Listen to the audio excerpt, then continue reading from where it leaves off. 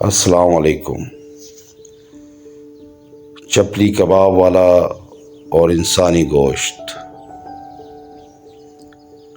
وسیم آج پھر ڈاکٹر کے پاس گیا اور ڈاکٹر صاحب نے اسے نفی میں جواب دیا کہ اس کی بیماری کا کوئی علاج نہیں۔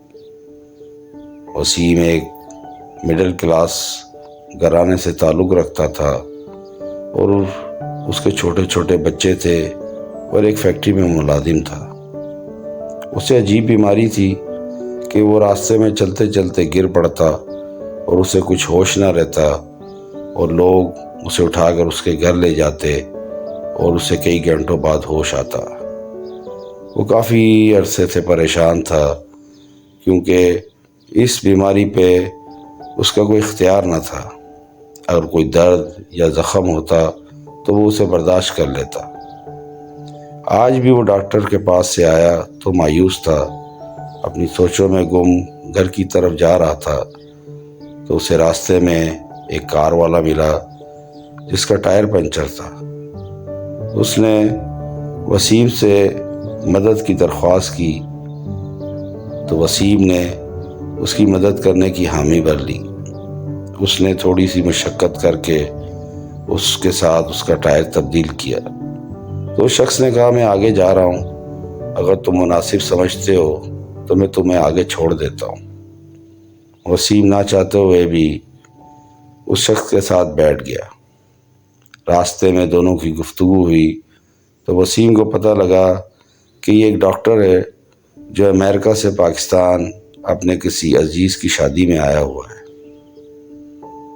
وسیم نے اسے بتایا کہ میرے ساتھ یہ معاملات ہیں اور میں کافی ڈاکٹروں کو دکھا چکا ہوں پر مجھے کچھ امید نہیں نظر آتی۔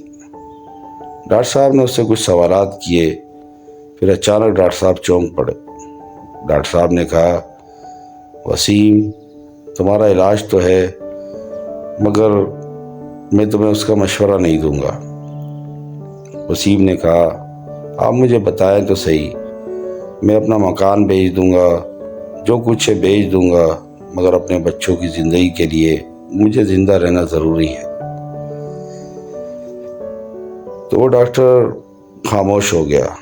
اس نے کہا، ٹھیک ہے، میں تمہاری رپورٹیں امریکہ لے جاتا ہوں، وہاں میں کچھ ڈاکٹروں سے مشورہ کروں گا، پھر تم سے رابطہ کروں گا۔ اس نے اس کا نمبر لیا اور ایک جگہ وسیم کو اتار کر چلا گیا۔ کچھ وقت گزرا تو ڈاکٹر صاحب نے وسیم سے فون پہ رابطہ کیا اور اس کا حال احوال پوچھا تو وسیم نے کہا کہ معاملات ابھی ویسے کے ویسے ہی ہیں۔ اسی بات کو 5 سال گزر گئے۔ ایک دن ڈاکٹر صاحب اپنے کلینک میں بیٹھے تھے تو انہیں پاکستان کا وہ وسیم لڑکا یاد آیا جس نے ان کی مدد کی تھی۔ انہوں نے اس نمبر پہ رابطہ کیا تو وہاں سے وسیم کی آواز آئی۔ ڈاکٹر صاحب نے اس کا حال حوال پوچھا تو اس نے کہا کہ ڈاکٹر صاحب اب تو میں بہت اچھا ہوں، اب کئی سال ہو گئے مجھے یہ پرابلم نہیں ہے، میری بیماری ٹھیک ہو گئی۔ ڈاکٹر صاحب نے کچھ حال حوال پوچھ کر فون بند کر دیا۔ کچھ سوچ میں ڈوب گئے اور فوراً پاکستان کی ٹکٹ کرائی اور امریکہ سے پاکستان آ گئے۔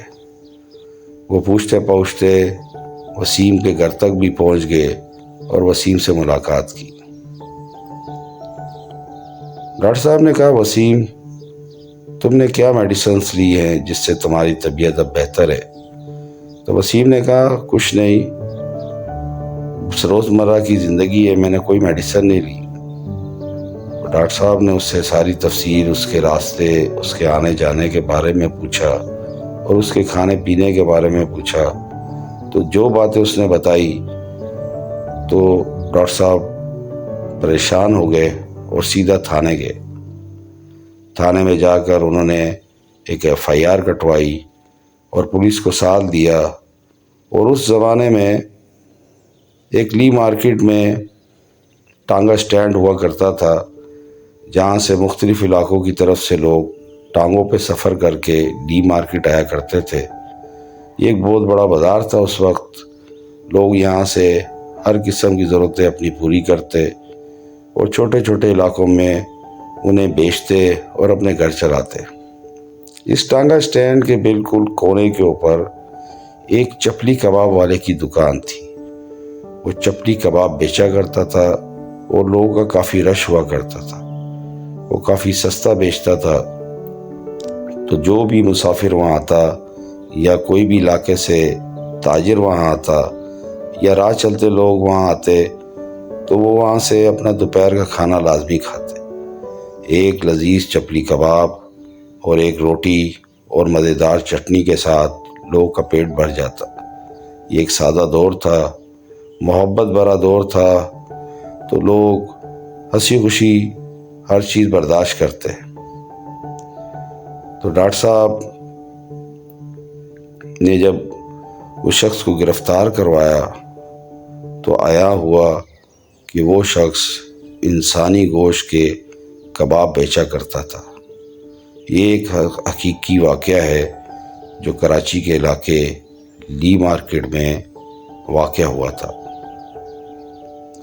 اصل میں ڈاکٹر صاحب انسانی بائیو لیب میں کام کرتے تھے اور انسانی گوشت کے اوپر ان کی تحقیق تھی۔ جو بیماری وسیم کو تھی وہ ایک ہی صورت جا سکتی تھی کہ وہ انسانی گوشت کھائے۔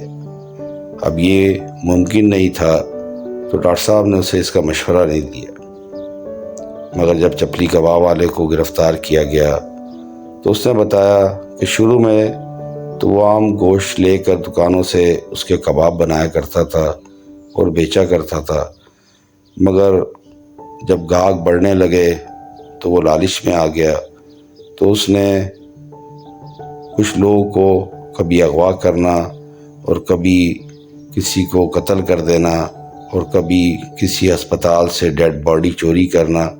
اس طریقے سے اس نے انسانی گوشت کو اپنے چپٹی کباب کے ٹھیے پہ بیچنا شروع کیا اور اس سے اس نے کافی مال بنایا۔ تو دوستو، یہ ایک حقیقی کہانی ہے۔